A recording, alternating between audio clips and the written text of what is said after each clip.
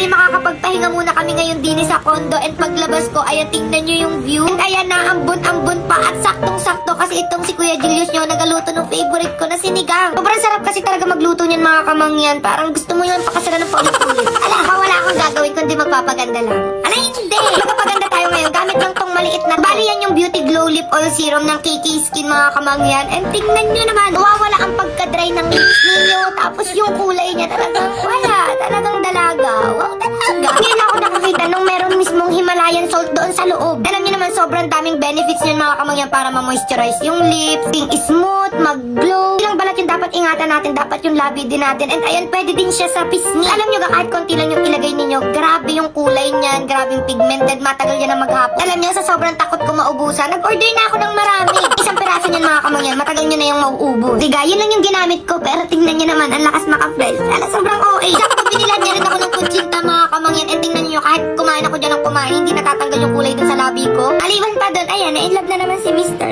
Sobrang OA mo talaga. At ayun, sa may mga gusto nito mga kamangyan, alagay ko sa comment section. Ayan, excited na akong humigop ng mainit na sabaw. For the go!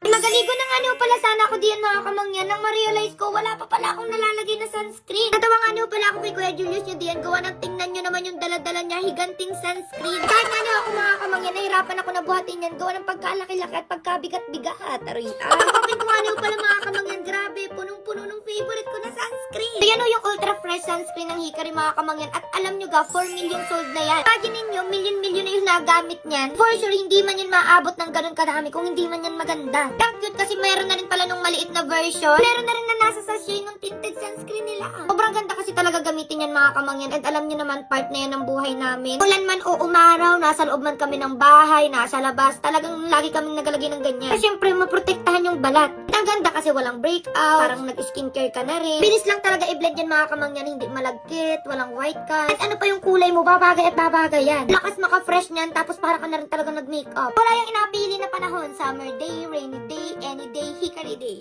Sobrang dami na rin mga kamangyan, kaya mag-comment kayo kung bakit deserve nyo ng garne. Ayan na nga nyo mga kamangyan, in-enjoy na namin yung pagliligo namin diyan, quality time, quality time. At alam nyo, minsan nakakalimutan namin na kasal na kami, na mag-asawa na kami. Kasi hanggang ngayon yung feeling namin para pa rin kami nagliligawan. Grabe, napakaharo. Ayun nga, bali mamimili ako ng sunscreen mga kamangyan, basta mag-comment kayo diyan. And syempre, make sure na ma-share nyo rin video para mas mabilis na yung makita.